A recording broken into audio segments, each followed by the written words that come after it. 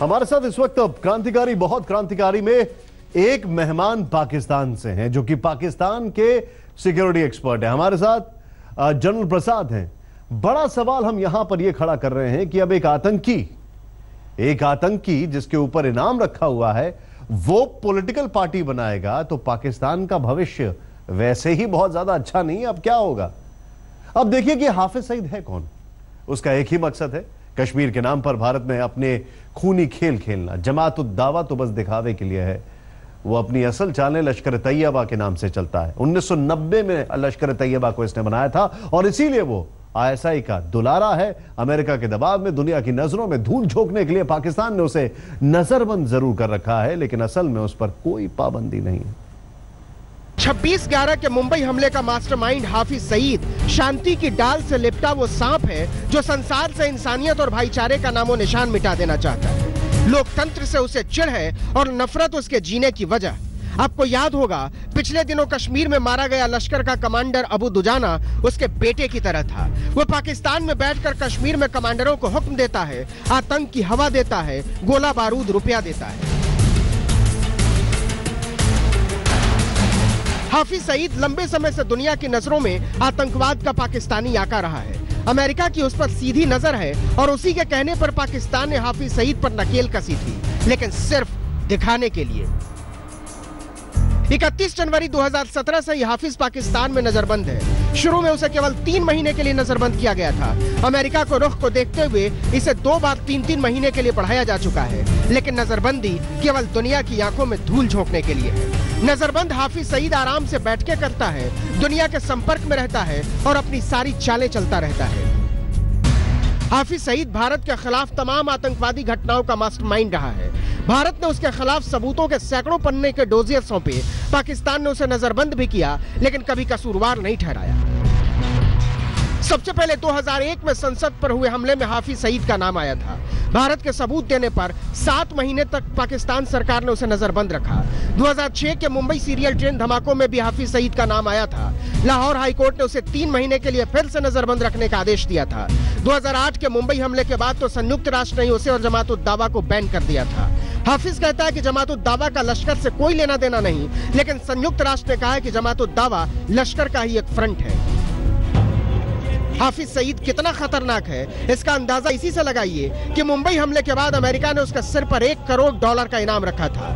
हाफिज ने अमेरिका के इस कदम का मजाक उड़ाया था और कहा था कि वो पाकिस्तान में खुलेआम अपनी जिंदगी गुजार रहा है, अमेरिका चाहे तो उसे पकड़ ले। हाफिज सईद खुलेआम कहता रहा है कि जिहाद किसी भी इस्लामिक सरकार की जिम्मेदारी है।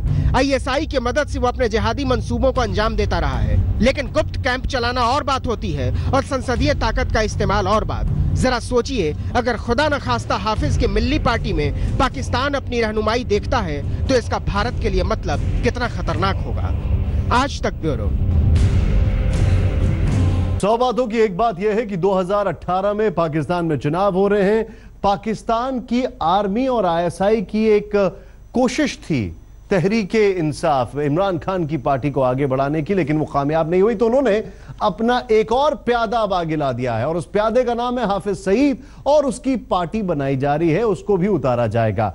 मोटी मोटी बात यह है अगर समझा जाए। लेकिन मैं सीधे चलता हूं, हमारे साथ हमारे खास मेहमान मौजूद हैं। कमर चीमा जो रक्षा विशेषज्ञ है पाकिस्तान से, और जनरल प्रसाद इस वक्त हमारे साथ हैं। कमर चीमा जी, यही सवाल मैं आपसे पूछूंगा। अब हाफिज सईद की भी पॉलिटिकल पार्टी बनेगी, मतलब वो व्यक्ति जिसके ऊपर इतने सारे अपराधों के खून के निशान हैं, उसकी पॉलिटिकल पार्टी बन रही है। जाहिर सी बात है पाकिस्तान आर्मी और पाकिस्तान की जो आईएसआई है अब उनके लिए एक नया प्यादा है, क्योंकि तहरीके इंसाफ जो है वो बहुत कुछ कर नहीं पा रही है।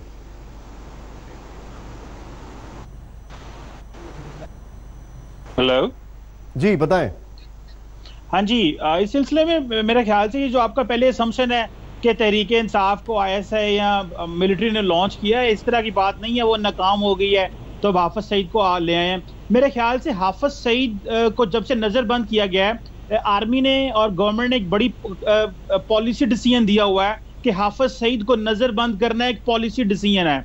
इसका मतलब ये है कि गवर्नमेंट ऑफ पाकिस्तान नहीं चाहती कि हाफिज सईद जो हैं वो सरेआम घूमे फिरें, लेकिन इसका मतलब ये नहीं कि हाफिज सईद के खिलाफ जो सबूत अदालतों में आए हैं वो इनसफिशिएंट हैं, जिसकी वजह से उनको कोई सजा नहीं दी जा सकी। अरे एक बात बताइए मुझे चीज हम सर, यही चीज मुझे, यही चीज इंडिया को एक छोटी सी चीज अर्ज करूंगा, मुझे एक चीज बताएं, एक सेकंड सर, एक चीज बताएं, एक चीज बताएं छोटी सी।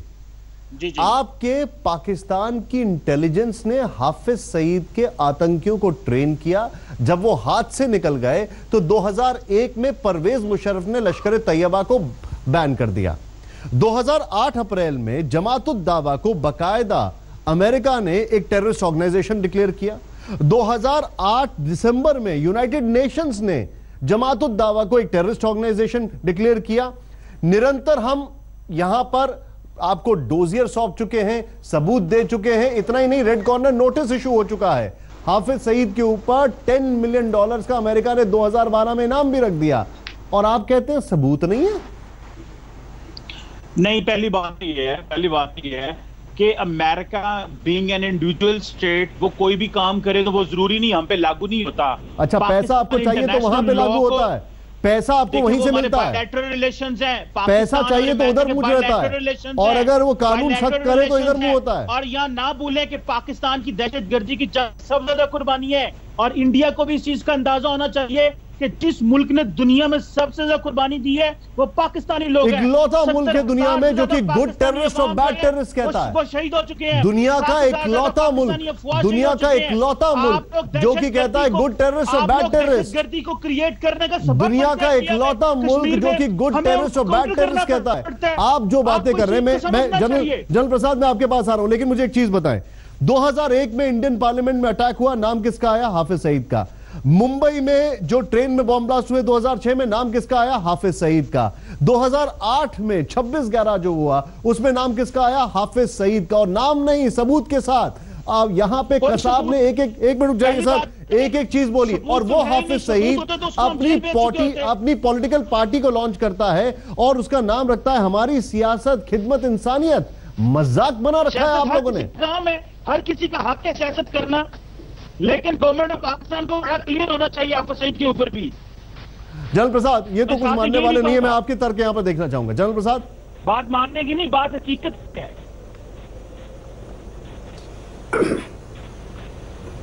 देखिए, असलियत को सबको सामने आ गई है और सबको मालूम होनी चाहिए। हाफिज सईद इस वक्त हाउस अरेस्ट में है, उसके ऊपर $10 बिलियन की बाउंटी है, इसलिए वो ओपनली बाहर नहीं आ पा रहा है। लेकिन जो MML पार्टी इन्होंने खड़ी की है सैफुल्लाह खान के नीचे, उसके 3 ऑब्जेक्टिव क्लियर हैं। They will follow the ideology of JUD. They will make Pakistan into an Islamic state. They will provide cover to militant activities and militants. इनसे साफ जाहिर होता है। देखिए, आप सुन लीजिए ना, आप इंटरप्ट मत कीजिए, सुन लीजिए। पसंद ना आए तो उसका जवाब दे दीजिएगा बाद में। जो मेरी समझ में आया और जो मेरी सोच है वो सुन लीजिए आप, उसके बाद आपको पूरा हक है जो चाहे आप कहें। तो इस समय जबकि इलेक्शन इनके बड़े नजदीक आ रहे हैं, और वो आपने सही कहा था एक शुरू में कि एक इसको पॉलिटिकल कलर देके इसको बाहर निकालना चाहते हैं JUD के लीडर को, हाफिज सईद को। हाफिज सईद की कोई अगर बात करता है और कहता है कि एविडेंस, सर मैं आपको थोड़ा सा रोक रहा हूं, यहाँ पर ब्रेक लेना मेरे लिए जरूरी है, लेकिन हाफिज सईद जो कि एक प्रोफेसर था अरेबिक और इंजीनियरिंग का, अब ये कहा जाए कि उसके कोचिंग सेंटर्स हैं और वो आतंकी इंजीनियरिंग पढ़ा रहा है तो गलत नहीं होगा। यहां पर बड़ा सवाल यह है कि आखिर अगर पाकिस्तान में डेवलपमेंट हो रहा है वो उनका इंटरनल मैटर है, लेकिन हम कुछ कर सकते हैं या नहीं कर सकते हैं? जनरल प्रसाद, आपसे इस पर रिएक्शन। देखिए, कर सकते हैं नहीं कर सकते का सवाल नहीं है। अब तो हमें कुछ ना कुछ और करना ही है। जो कुछ अभी तक कर रहे हैं वो सही है, लेकिन इसके आगे हमें और बहुत कुछ करना है। हम इसको कब तक झेल सकते हैं? आपको खुद समझना चाहिए, पूरा देश इस चीज से दुखी है कि ये टेररिज्म पाकिस्तान हमारे ऊपर पिछले 20 साल से थोपे चला जा रहा है, और हम इस पे बातचीत से रिजॉल्व करना चाहते हैं, लेकिन ये नहीं मानते। हमारे प्रधानमंत्री ने पूरी कोशिश करके देख लिया कि इनके साथ डिप्लोमेटिक रिलेशन बढ़ जाए। जिस दिन उन्होंने शपथ ली उस दिन नवाज शरीफ जी को यहाँ बुलाया था। लेकिन दुख की बात तो यह है कि पाकिस्तान में पॉलिटिकल पार्टी तो चलती नहीं है, वहां तो चलती है मिलिट्री की, और मिलिट्री से हम बात करने को तैयार नहीं है, क्योंकि हम डेमोक्रेसी हैं, जेन्युइन डेमोक्रेसी है। वो तो मिलिट्री रूल चल रहा है वहां पे, तो उससे क्या बात होगी? तो देखिए, समय अब बहुत पहले से आ चुका है, और अब तो बिल्कुल ही आ चुका है कि कि इसका जो रिजल्ट है, इसका जो हमें समाधान है, वो खुद खोजना है, खुद खोज चुके हैं और वो सूनर देन लेटर सामने आना चाहिए, आएगा। लेकिन जहां तक ये सईद का सवाल है, इसको तो आप एक तरफ छोड़ दे। किसी हालत में पाकिस्तान की सरकार या पाकिस्तान की मिलिट्री मानने वाली नहीं है कि एक बड़ा भारी आतंकवादी है, क्योंकि ये उन्होंने खुद क्रिएट किया है। He is a creation of Pakistan military, he is a creation of Pakistan ISI। He is kept in a house arrest in a luxurious manner only for the matter of saying। क्या वो अरेस्ट में है? वो अपनी political activity करे चला जा रहा है, रोज दिन पे दिन भाषण देता है, पब्लिक एड्रेस करता है, मीडिया को एड्रेस करता है। ये किस किस्म का हाउस अरेस्ट है? तो बात बिल्कुल साफ है कि we have to look after our own interest. Bharat एक छोटा मोटा देश नहीं है, बहुत सहन शक्ति है भारत में, बहुत सहन शक्ति से सहन कर चुके हैं, लेकिन अब सहन नहीं कर सकता कोई। भारत, मैं केवल मिलिट्री वाला ये नहीं कह रहा, आप किसी व्यक्ति से भारत में पूछे कि पाकिस्तान का आतंकवाद हम कब तक सहन करेंगे, लोग कहते हैं जी सहन बहुत हो चुका, अब इससे ज्यादा सहन नहीं हो सकता। मैं आपसे ये मेरा आखिरी सवाल है, थोड़ा संक्षेप में, थोड़ा क्रिस्प आंसर रखिएगा, समय कम है मेरे पास। आपने अभी जिक्र किया कि पाकिस्तान खुद आतंकवाद से प्रभावित है। अगर एक ऐसा इंसान जिसके ऊपर आतंकवादी होने का ठप्पा एक नहीं बल्कि पूरी दुनिया ने लगा रखा हो, वो पॉलिटिकल पार्टी अगर बनाए, तो आपको लगता नहीं है कि आप आतंक को कहीं ना कहीं श्रेय दे रहे हैं, उसको बढ़ावा दे रहे हैं? मेरे ख्याल से अगर कोई ऐसा बंदा, ऐसा शख्स या ऐसी कोई पार्टी जो किसी जिहादी एक्टिविटीज में, खासकर जब एक वो पार्टी ये समझती हो कि जिहाद वाकई फर्ज है क्योंकि कश्मीर को जानबूझ के कब्जा किया गया है और वो अपने आप को सियासी बुनियादों पर लेके आना चाहिए, तो मेरा ख्याल है उसको इस चीज को भी अप्रिशिएट करना चाहिए। लेकिन पाकिस्तान को बड़ा, सर आपने दो फैक्चुअल एरर कर दिए अपने आंसर में। पहले तो जिहाद टर्म का गलत इस्तेमाल किया। एक मिनट सर, आपने तो पहले जिहाद टर्म का गलत इस्तेमाल किया, और वो कोई नहीं है, जो है वो एक ऐसा इंसान है। और रही बात कश्मीर की, तो कश्मीर की कोई लड़ाई, कश्मीर की लड़ाई आप कौन होते लड़ने वाले?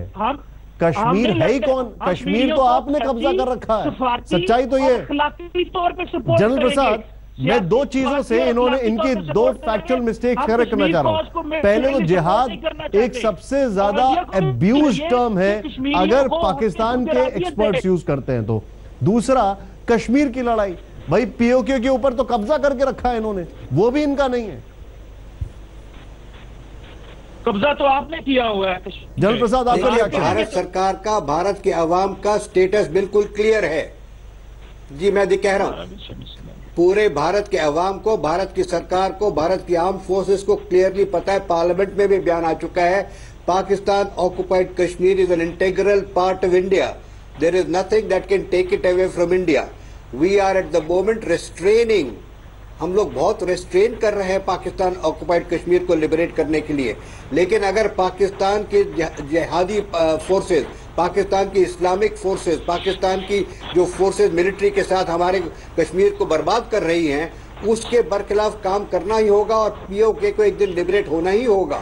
तो आप समझ लें, चाहे पाकिस्तान हो चाहे कोई वर्ल्ड की पावर हो, भारत बहुत सहन शक्ति रखता है और सहन शक्ति रख ली है। लेकिन आज पूरा भारत, सारी पॉलिटिकल पार्टी। सर मैं आपको रोकूंगा यहाँ पर, आपने ये जो पॉइंट रखा है यहाँ पर, ये बड़ा वैलिड पॉइंट है, आप दोनों का बहुत बहुत शुक्रिया। लेकिन क्या होगा उस पाकिस्तान का जहां आतंकी बनाएंगे पॉलिटिकल पार्टी, और आने वाले समय में कोई बड़ी बात नहीं हो कि वो हाउस अरेस्ट में ही प्रधानमंत्री भी बन जाए। लेकिन कल फिर हाजिर होंगे हमारी इस खास पेशकश क्रांतिकारी बहुत क्रांतिकारी के साथ। अभी वक्त एक ब्रेक के बाद हल्ला बोल अंजना उनका शब्द के साथ।